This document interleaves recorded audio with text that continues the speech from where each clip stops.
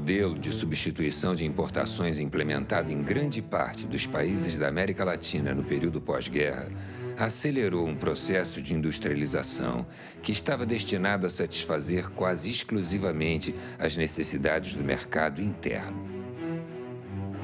O papel ativo do Estado tem uma importância decisiva nesse processo, investindo em obras de infraestrutura, expandindo os serviços públicos, produzindo bens. No final da década de 80, surge um discurso neoliberal com duras críticas ao Estado desenvolvimentista e com a propaganda feroz gabando as bondades do mercado.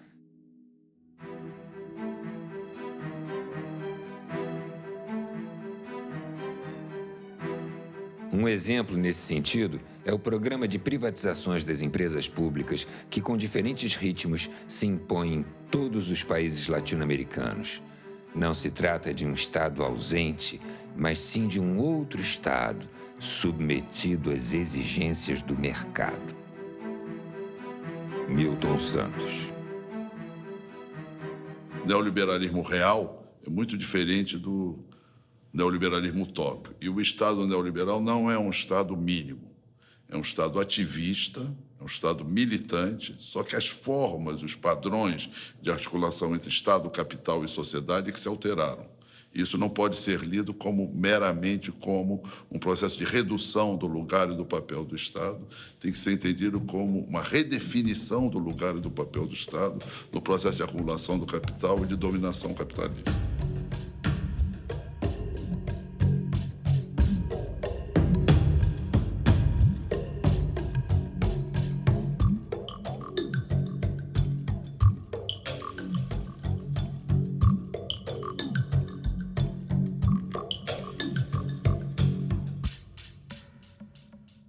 Fernando Collor e Fernando Henrique Cardoso, os Fernandos comprometem o Brasil num projeto de inserção na globalização mundial e, ao mesmo tempo, subpriorizando o desenvolvimento das forças produtivas internas. E, para isso, então, você faz o quê? Desmantela a proteção aduaneira, desmantela as instituições públicas ligadas ao processo de desenvolvimento das forças produtivas. É uma coisa impressionante. É absolutamente impressionante o que aconteceu.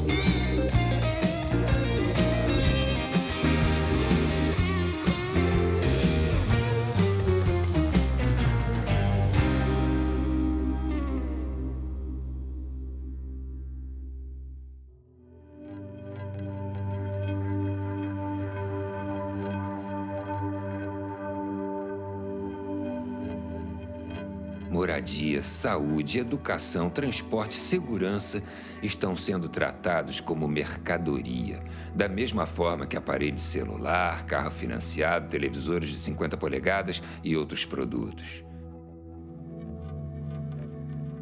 Sem contar que o primo rico da história, o sistema financeiro, é o grande beneficiário sem produzir nada, além de acumular papel pintado em moedas plásticas.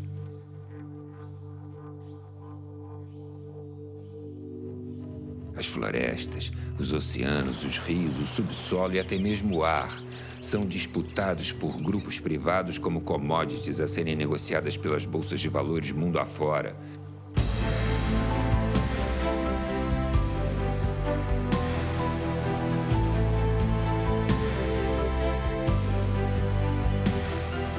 Imagine, cidadão, que o ar que você respira agora no raso da Catarina pode estar sendo vendido em Singapura. Ou as águas do Rio Amazonas, que há milênios correm no mesmo leito, passarão a ser chamadas de Blue Gold, ouro azul, e passariam a propriedade de meia dúzia de empresas que vão tentar te convencer de que a água paga é melhor do que o livre acesso à água para todos. Ao denunciar a quebradeira do Estado nos anos 90 do século XX, demonstramos que todo o patrimônio formado a partir de um sacrifício coletivo, seguindo a tendência de uma época, foi privatizado a preço de banana. Queremos com esse filme deixar aberto um debate sobre o futuro, no qual consideramos as grandes manifestações que aconteceram no Brasil, sobretudo as de 2013, como um termômetro das demandas da sociedade. O neoliberalismo no mundo e no Brasil, a partir dos anos 90, ele é uma vingança da economia sobre a política. O que acabou acontecendo com esse esvaziamento da política da democracia é o predomínio do capital. Né? A política passa a refletir os interesses do capital. Né? E nessa etapa do capitalismo, do capital financeiro. Verdade? Quer dizer, então, essa que eu acho que é o pano de fundo que está por trás disso tudo. Para isso, você teve que enfraquecer o Estado. Né? O Estado do Brasil, por exemplo, nos anos 90, nós tivemos uma fragmentação do Estado, tanto financeira, pelo excesso de dívida, quanto material. Nós privatizamos tudo. A entrada do neoliberalismo no Brasil é anunciada por Fernando Collor de Mello, com uma frase que é muito curiosa. O automóvel brasileiro é uma carroça. Quer dizer, o que era a glória da industrialização brasileira, que era ter logrado êxito na produção de veículos automotores, é desqualificada por Collor de Mello. Ele nega a importância do desenvolvimento industrial.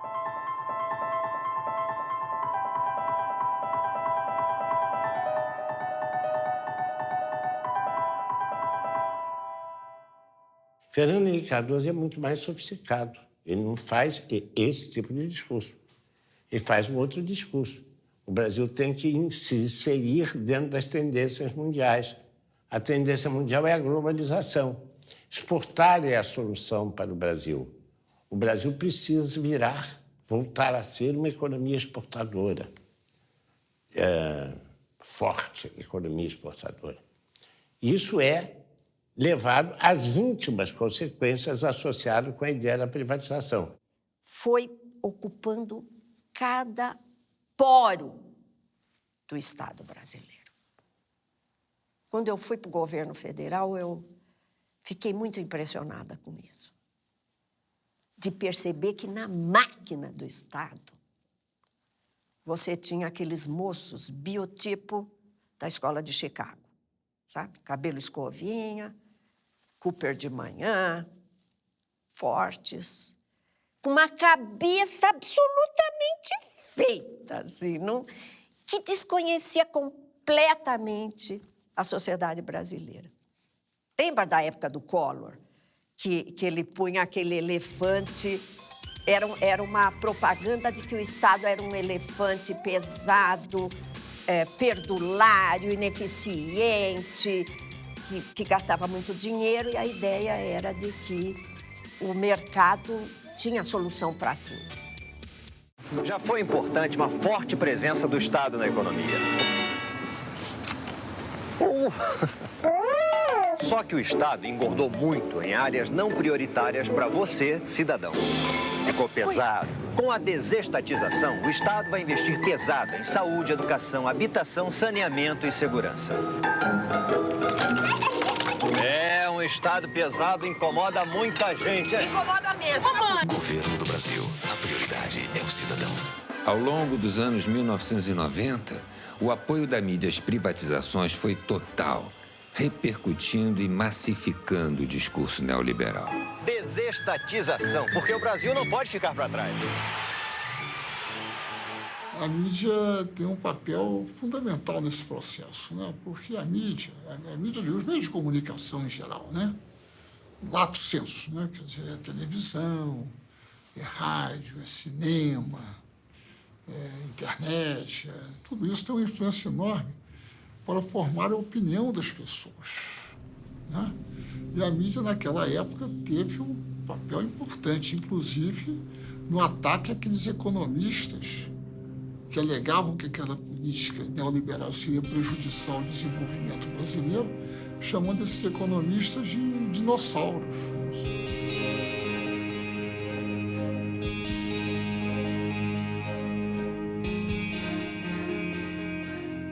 E a mídia se esforçou nesse sentido de uma forma extraordinária, né? Justamente por causa dos seus vínculos com os grandes interesses econômicos. E os grandes interesses econômicos brasileiros hoje, no Brasil, instalados no Brasil, são multinacionais. E os nacionais, muitas vezes, também estão vinculados a eles. O povo brasileiro perdeu o controle sobre suas principais riquezas, que foi o minério, que foi os transportes e também, que pouca gente se lembra, a venda de 40% das ações da Petrobras pertence a acionistas capitalistas, que a maioria deles moram nos Estados Unidos, porque o que interessa é a contabilidade das empresas.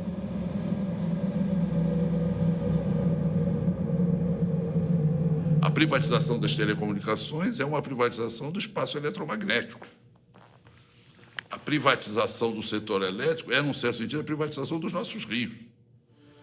A privatização das grandes mineradoras é a privatização de parte do nosso território. Quer dizer, territórios controlados pela Vale do Rio Doce, por grandes empresas mineradoras, hoje são distritos privados. E tem a dimensão da perda de elementos fundamentais da soberania nacional transferidos para o setor privado e, em boa parte, setores internacionais.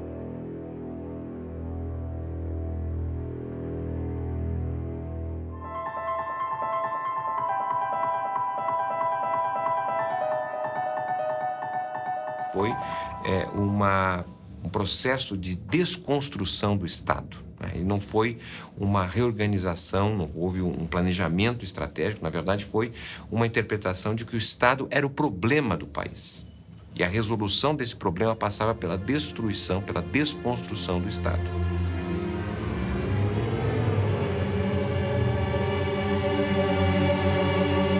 E nesse sentido nós tivemos um processo de privatização que, segundo nossos estudos, foi o segundo maior processo de privatização da década de 90. Ele foi apenas menor quando comparado com a desconstrução do antigo experiência da União Soviética, que foi a desconstrução ali da transição de um regime socialista para um regime de economia de mercado.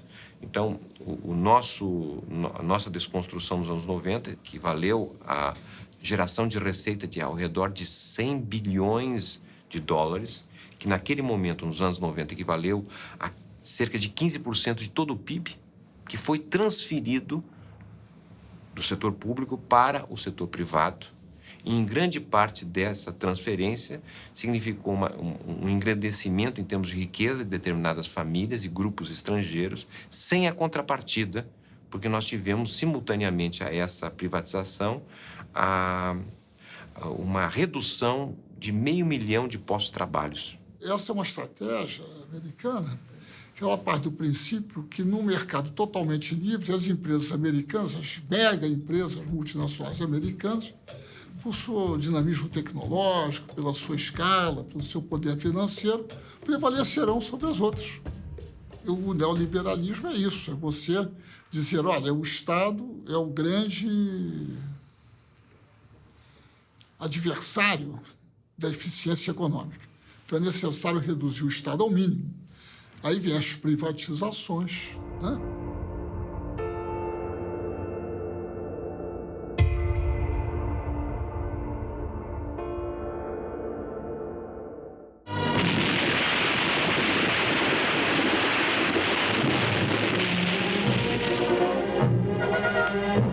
A Companhia Vale do Rio Doce vem contribuindo decisivamente para o desenvolvimento do país.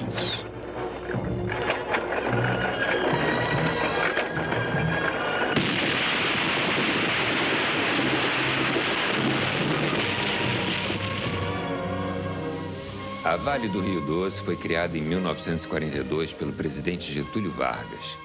A partir de 1969, a empresa tornou-se a maior exportadora de minério de ferro do mundo e foi estratégica para os planos de industrialização do país. A Vale foi privatizada em 1997 por um valor irrisório em relação ao seu patrimônio e ao seu potencial. Naquela época, já se tinha notícias da reserva mineral da Serra Sul, em Carajás, onde se estima haver 10 bilhões de toneladas de minério. Hoje, este é considerado um dos maiores projetos de extração da empresa, chamado de Projeto S11D. Houve forte resistência de trabalhadores, sindicatos e da sociedade civil, que chegaram a conseguir por diversas vezes na justiça o adiamento da data do leilão. A Vale foi vendida por cerca de 3 bilhões de dólares naquela época. Menos de um ano depois da venda, o faturamento da empresa foi superior a 10 bilhões de dólares, ficando nítido que a resistência à privatização tinha fundamentos. Uma empresa estatal, ela olha vários outros aspectos que uma privada não pode, não cabe a uma privada olhar. Não é pecado ela não olhar, não lhe cabe olhar isto. A empresa estatal, ela tem esse objetivo maior de olhar o conjunto do país, onde ela possa colocar os seus recursos ou a sua expertise, né, de forma favorável para o país. Ela tem que olhar também para a questão da industrialização associada aos seus projetos. No caso, era uma obrigação da Vale fabricar trilhos aqui e projetar vagões para o Brasil, locomotivas, estimular o desenvolvimento direto de uma indústria ferroviária própria, ter esses cuidados. A estatal tem que ter esses cuidados.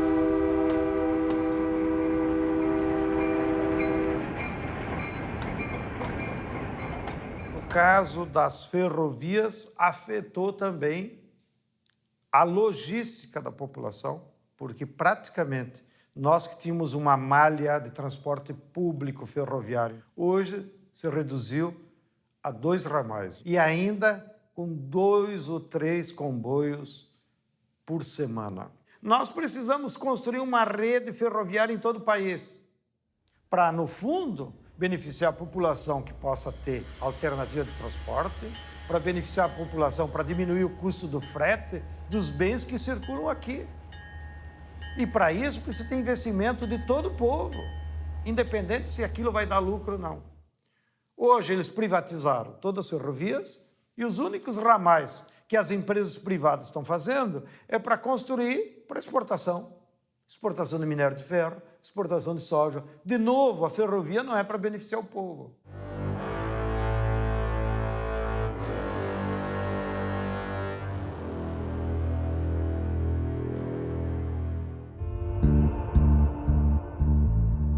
O saldo da privatização do setor elétrico foi desastroso para todo o Brasil.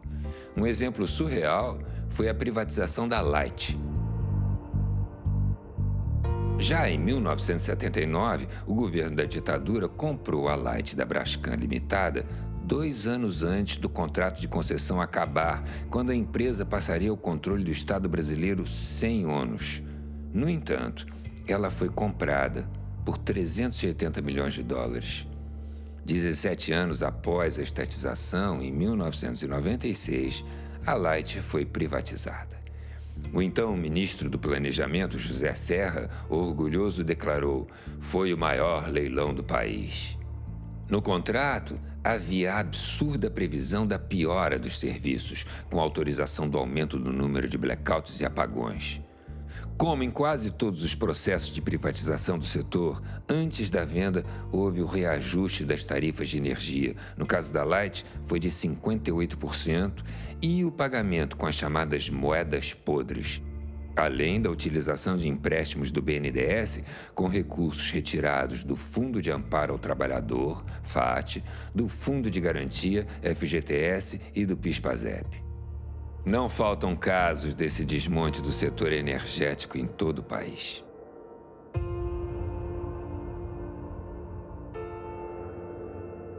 A condução da privatização do setor elétrico brasileiro foi absurda.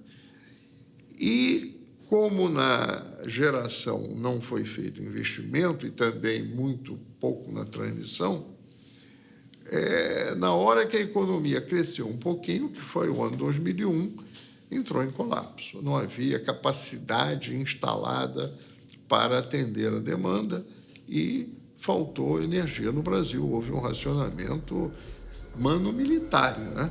As famílias foram obrigadas a reduzir seu consumo sob ameaça de desligamento.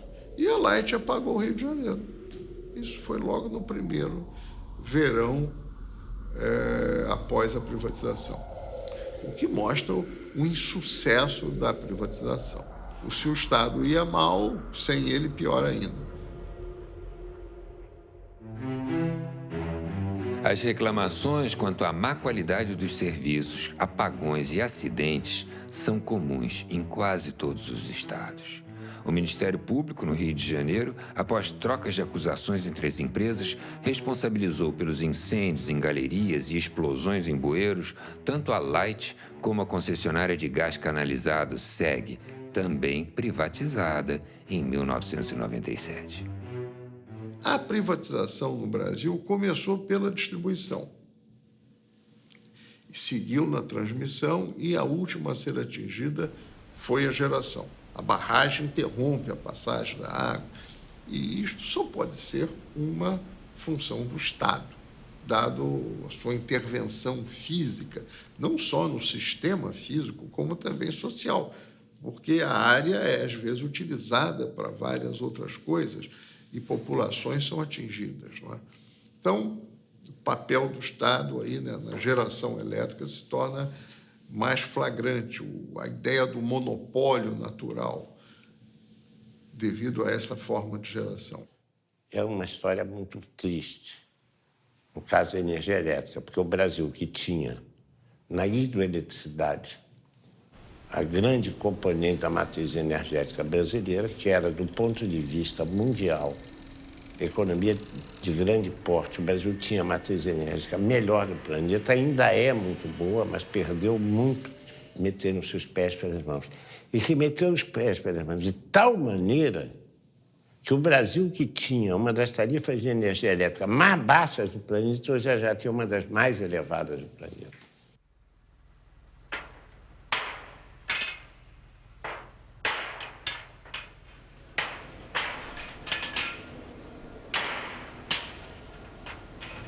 Furando e furando.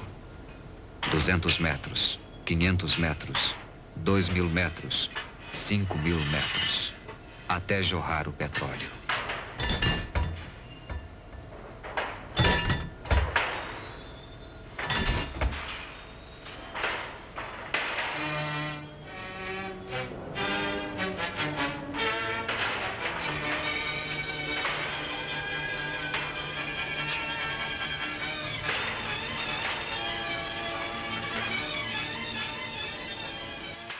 Quando o neoliberalismo, a onda neoliberal atingiu o Brasil, da qual resultou a revisão constitucional de 98, a joia da coroa das privatizações brasileiras, das empresas estatais brasileiras, era a Petrobras.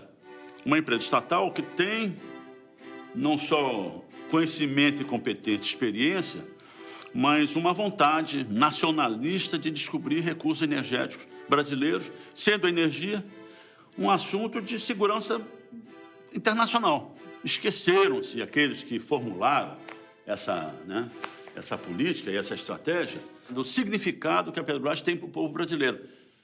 Independente de condição social, econômica, visão política, até ideológica, né? A Petrobras é uma empresa, diferentemente das outras estatais que provieram da estatização de empresas privadas estrangeiras que haviam no Brasil. A Petrobras não. A raiz da Petrobras o petróleo é nosso. A raiz da Petrobras é essencialmente nacionalista. Está na raiz do nosso povo. Então, a Petrobras não só... O povo brasileiro entende isso como considera a Petrobras também uma reafirmação da nossa autoestima, como um povo competente para realizar, planejar, projetar e operar grandes projetos, né, de engenharia e de desenvolvimento nacional. A Petrobras é a maior empresa brasileira em patrimônio, é a maior empresa em conhecimento. Nós somos o cérebro mundial dos nossos engenheiros de como conseguir tirar o petróleo a 7.000 metros debaixo do mar, no chamado pré-sal. Somos os únicos que acumulamos conhecimento científico nessa área. Nós somos a empresa de maior potencial de exploração, porque, teoricamente, todo o petróleo pertence à nação. O Fernando Henrique, como é uma empresa grande e era a pérola da coroa, ele tentou privatizá-la e transformá-la numa empresa comum. Inclusive mudando o nome, né, para Petrobras, porque eles diziam que os gringos não conseguiam pronunciar o Brás com S. Olha o nível de mediocridade dessa nossa burguesia subalterna, da qual o Fernando Henrique foi o seu principal porta-voz e representante.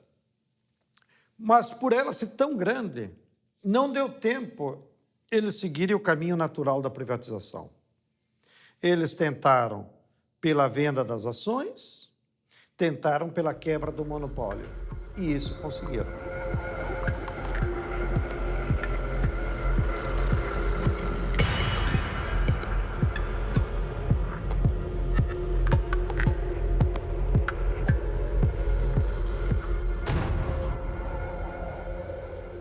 E a Petrobras é o que é porque teve a reserva do mercado interno para si.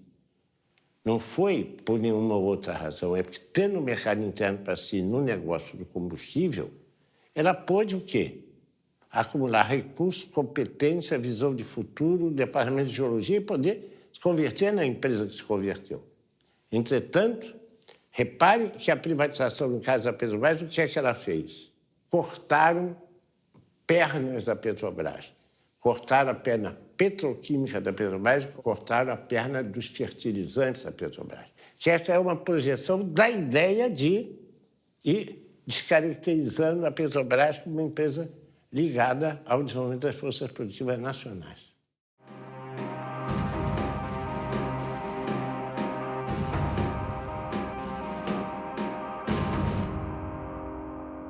A privatização das telecomunicações foi um crime contra o Brasil e muito pouco compreendido. O Brasil tinha 4 satélites. O Brasil tinha toda uma rede de comunicação própria. O Brasil tinha os cabos que nos conectavam com o mundo. E isso foi entregue a preço de banana exatamente para os Estados Unidos. Esse é só um exemplo, entre tantos, como naquele momento que nós tínhamos que certamente reestruturar o sistema Telebrás, sem dúvida alguma.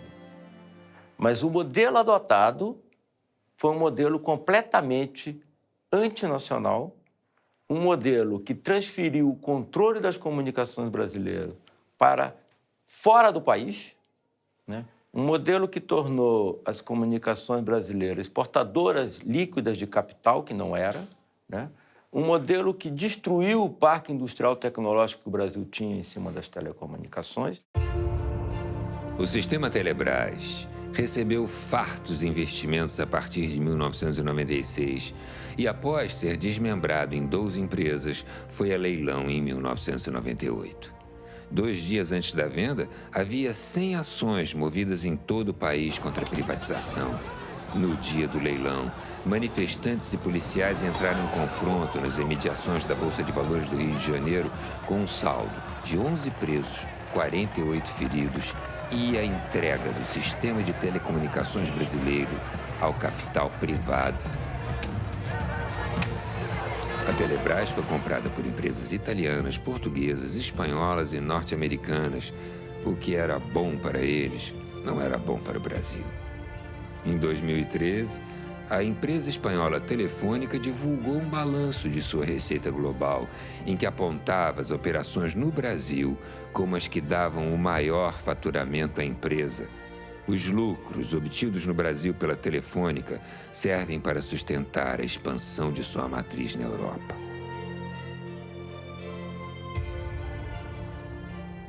Se pensou inicialmente que a privatização ela traria concorrência para o setor, poderia trazer a qualidade dos serviços, redução dos preços.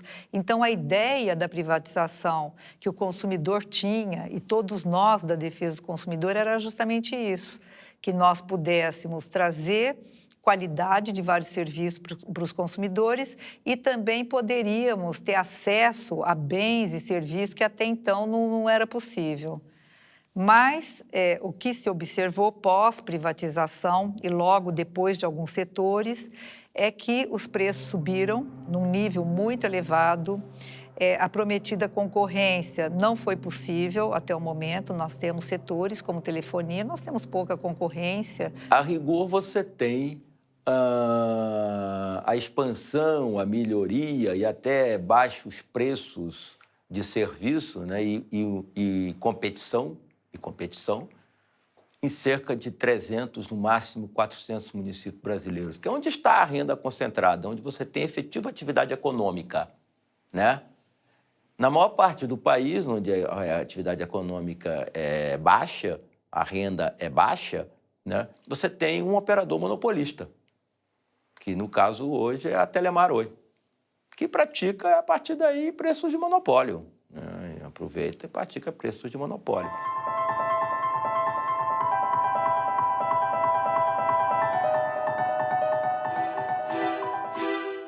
As agências reguladoras, a ANEEL, a Anatel, a ANP, a Anvisa e agências estaduais foram criadas no Brasil como parte do pacote das privatizações.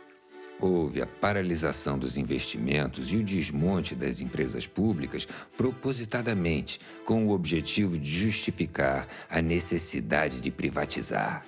E as agências foram apresentadas como guardiãs do interesse público. Hoje, se constata que elas muito pouco fazem na defesa dos interesses dos usuários dos serviços.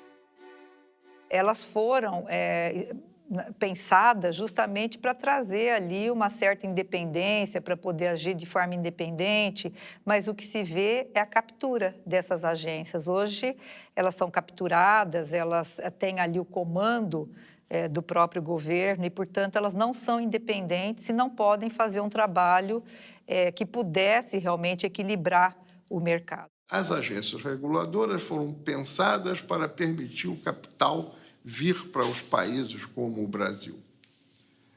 Elas são um instrumento do neoliberalismo. É o caso da ANP. A ANP, a ANEL também, né?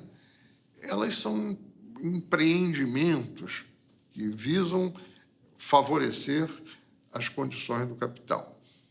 Eu não acho que elas tenham um papel que deviam ter público. Elas são, inclusive, inúteis. Ela é melhor que a Petrobras cuidasse do petróleo e não houvesse leilão nenhum.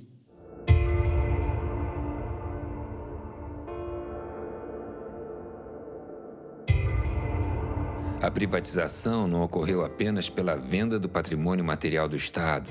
A lógica privatista fez dos serviços públicos uma riqueza a ser privatizada. As pessoas, quando têm um filho doente, elas estão mais ou menos dispostas a pagar a qualquer coisa, raspa a gaveta e consegue. Então, quando você privatiza esse tipo de serviços e torna eles com objetivo lucrativo, você deforma todo o processo. Na saúde, tinha 2 projetos, para mim, em disputa. O projeto da reforma sanitária, construído nos anos 80, que está colocado, de uma certa forma, apesar de algumas mudanças já, na Constituição de 88 e na lei orgânica, nas leis orgânicas, e o projeto privatista. E o projeto privatista torna-se hegemônico.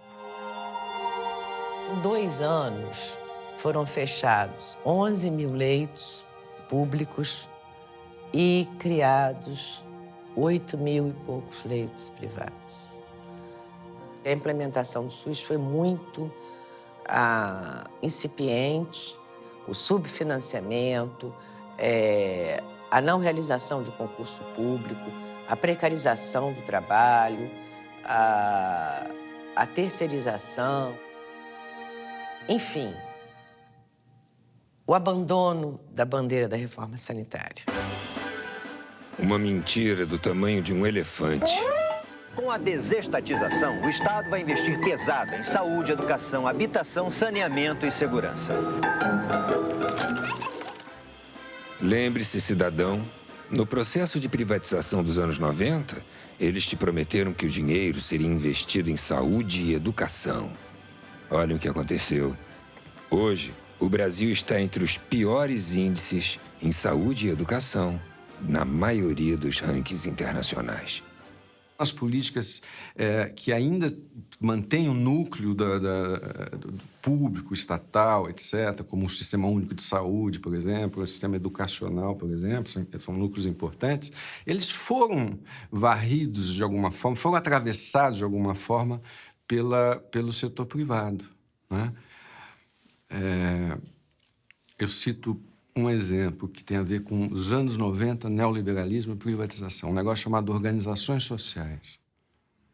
Organizações sociais são recomendações do Banco Mundial, no documento de 1993, e que foram aplicadas no Brasil em 1997. O que é uma organização social? É uma organização privada, tá certo? Que recebe dinheiro público. Ela não precisa fazer concurso público, não precisa fazer licitação, não precisa fazer nada. Certo? E isso, hoje em dia, a gestão da saúde, da assistência social, da cultura, está atravessada por essas organizações sociais. Então, te dou um exemplo.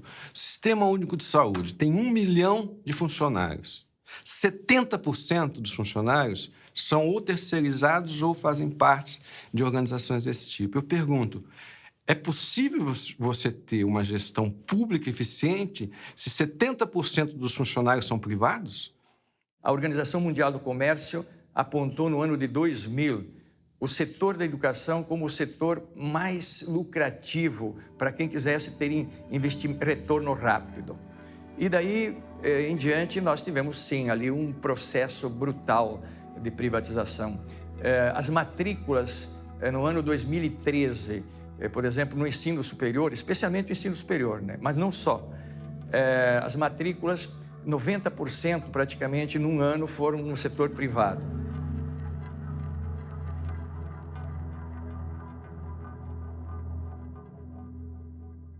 Professor, por exemplo, hoje é tratado como um entregador de conhecimento.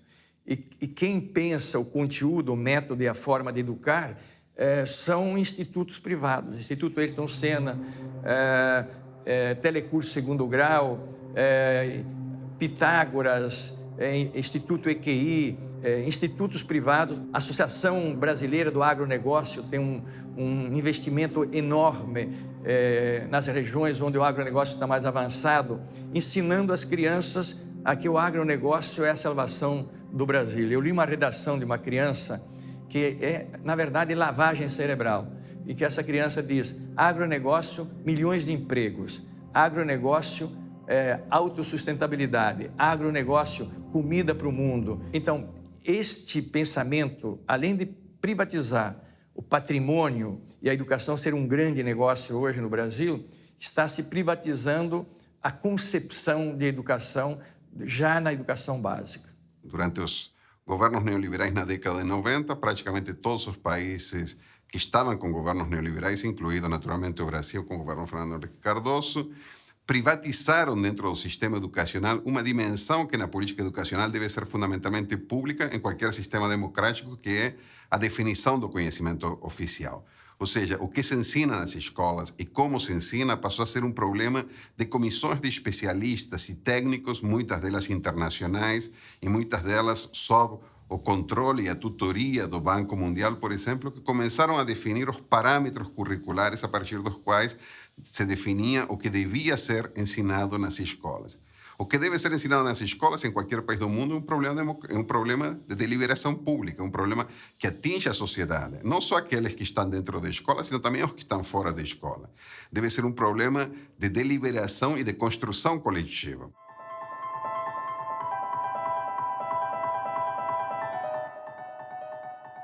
É fundamental para qualquer povo que quiser caminhar com suas próprias pernas, é que tenha o controle da sua cabeça. o controle da cabeça é o conhecimento. Seja o conhecimento universal aplicado à libertação do ser humano, seja o conhecimento tecnológico, ou seja, como fazer mercadorias de forma mais rápida e mais barata para que todo o povo tenha acesso.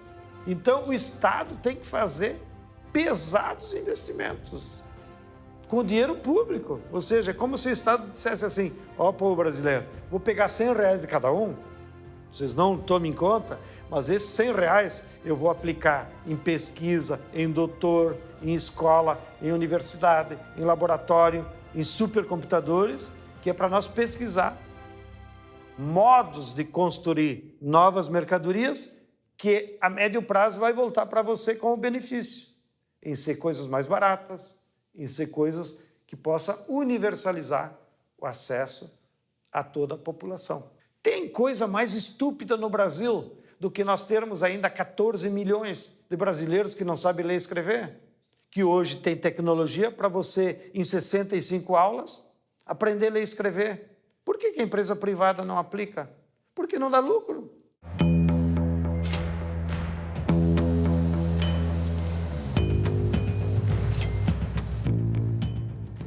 A questão da habitação, quando nós estamos falando de cidades e não do campo, da zona rural, ela é uma questão urbana, né? Ninguém mora dentro da casa, as pessoas moram na cidade. Ou seja, você tem que ter sua casa conectada à rede de água, à rede de esgoto, à energia elétrica, à iluminação pública, à escola próxima para os seus filhos, o abastecimento, o transporte que te leva aos lugares. Então, nós estamos falando, quando falamos de habitação, de um pedaço de cidade. Muito bem. E esse pedaço de cidade tem preço. O preço, ele não se deve propriamente à unidade de habitação, ele se deve muito mais à localização. Então, o negócio da cidade é esse. O negócio da cidade é o preço da localização. E isso que a gente dá o nome de renda imobiliária é disputado, é uma luta surda pela disputa de rendas imobiliárias na cidade.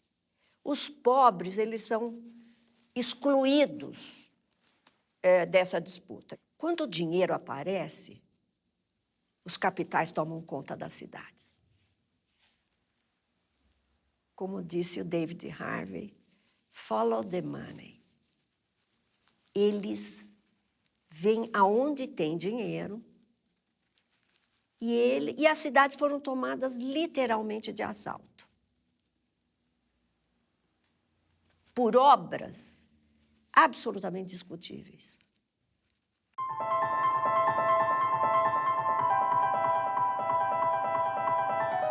Por que são despejadas 1.500 famílias quando, pela Constituição brasileira, o direito à moradia é absoluto, foi colocado pela Emenda 29, e o direito à propriedade não é absoluto.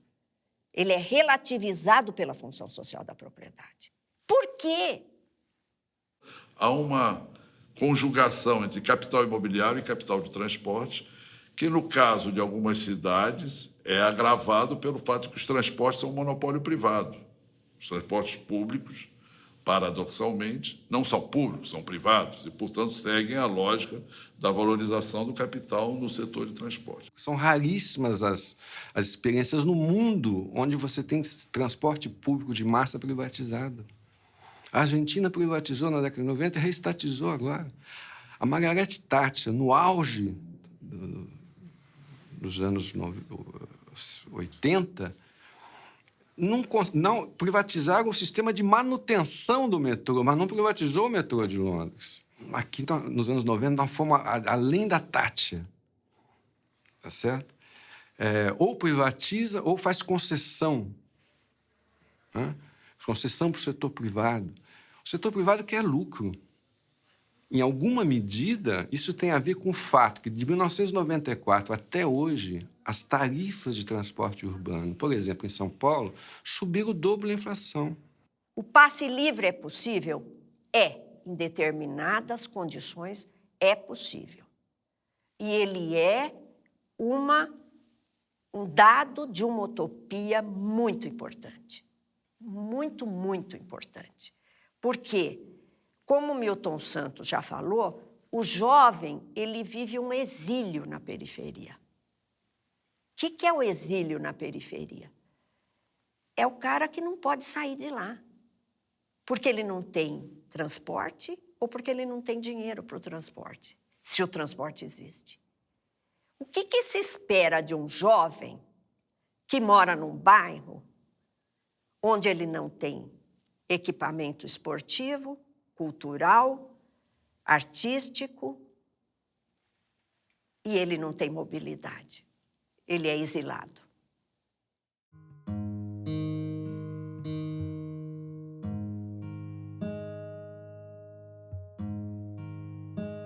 Essa questão não me parece que foi realmente abraçada pelo Estado. Aí vamos dizer por quê.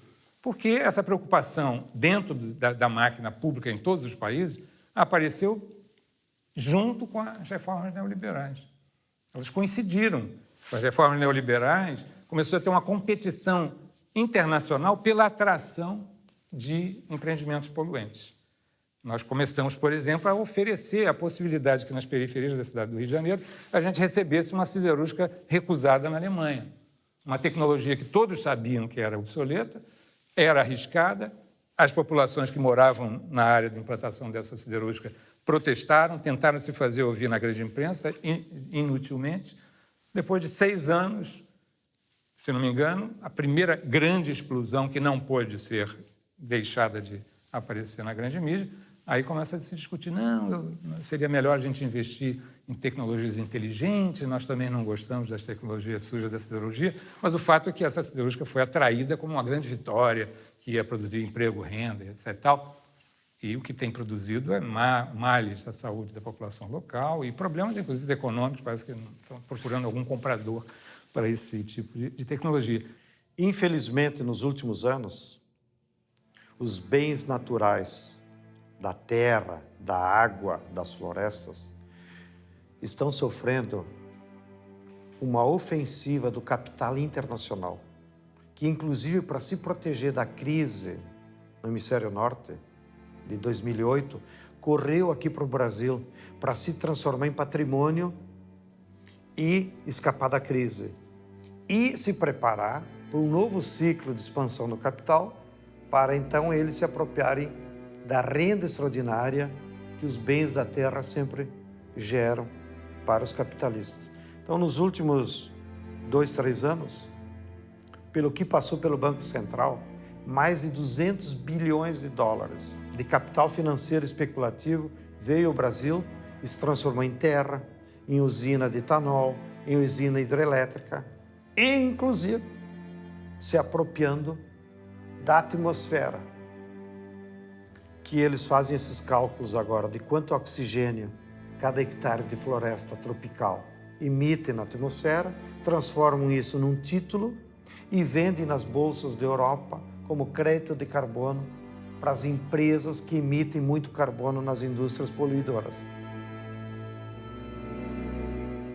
E ganham dinheiro até com a especulação desses títulos. Já tem 2 empresas que fizeram isso com áreas indígenas do Acre. E isso leva um perigo muito grande, porque os brasileiros perdemos a soberania sobre o nosso maior patrimônio, que é a terra, a água, a biodiversidade do nosso território e agora até sobre o nosso ar.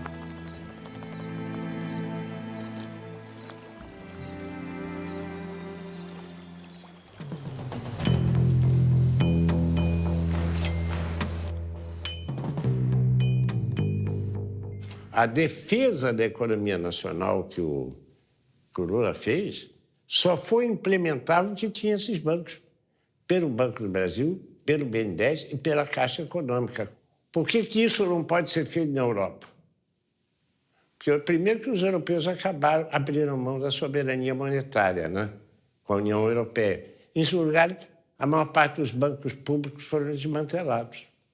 A Irlanda, para sair da crise, já renacionalizou, reestatizou seus bancos. O que aconteceu nas Américas nos anos 90 não era coisa de terceiro mundo. A crise se aprofundou em 2008 nos Estados Unidos. Em seguida, o sonho da casa própria esfarelou-se também na Espanha, virou pó.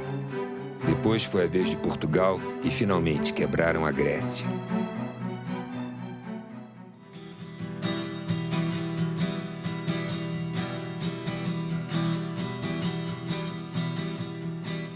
Então, a primeira coisa que eu diria a você, que me assusta muito, é a desconstrução da identidade brasileira. Em segundo lugar, de forma associada, é a ausência de um projeto nacional. Eu não consigo perceber um projeto educacional claro, explicitado. Como eu tampouco consigo perceber um capítulo cultural explicitado. Como não há um capítulo industrial explicitado. Se você perguntar hoje por onde a industrialização brasileira pode prosseguir, saiu de pauta como tema de discussão. Então, há um processo ideológico, acho eu, assustador, pelo qual nós estamos renunciando à ideia do Brasil ser. Como é que nós vamos superar essa crise, então? Só tem um caminho. É quando voltar a ter luta social que gere um reascenso do movimento de massa na rua. Essa energia das ruas vai obrigar a esquerda a voltar a discutir, se preparar e debater um projeto de nação.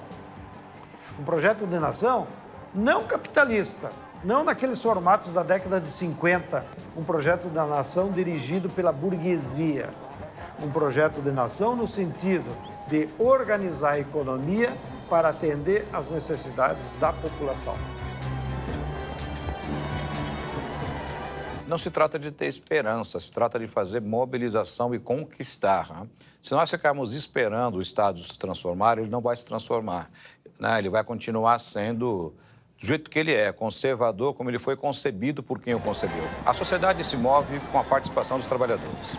Nós só teremos serviços públicos de qualidade, gratuitos, de transporte, saúde, moradia, educação, com pressão popular. Os movimentos de junho demonstraram isso.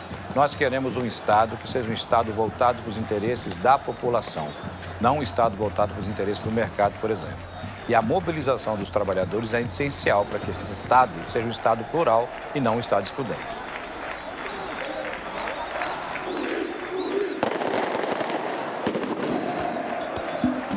O processo de privatizações é apresentado à opinião pública como algo irreversível.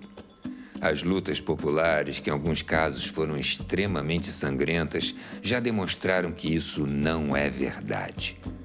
As privatizações selvagens foram revertidas, como, por exemplo, na Bolívia, com a privatização da água e do gás, e na Argentina, com a privatização do petróleo. Até a Islândia, um país que quebrou inteiro porque seguiu o receituário neoliberal de Washington, reverteu o processo de privatizações e voltou a se desenvolver.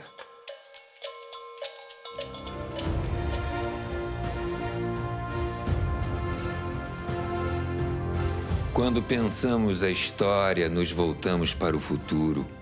Ao mostrar o processo de privatizações que ocorreu nos anos 90, estamos discutindo o Brasil que queremos construir. Um país livre e independente, que respeite o meio ambiente, as diversas culturas, os saberes ancestrais e todos os povos. Não queremos um projeto de desenvolvimento dependente e irresponsável que vai gerar mais fome e pobreza para o povo e uma insuportável acumulação de riqueza para poucos. Queremos ser cidadãos e não consumidores. Sermos os sujeitos da história.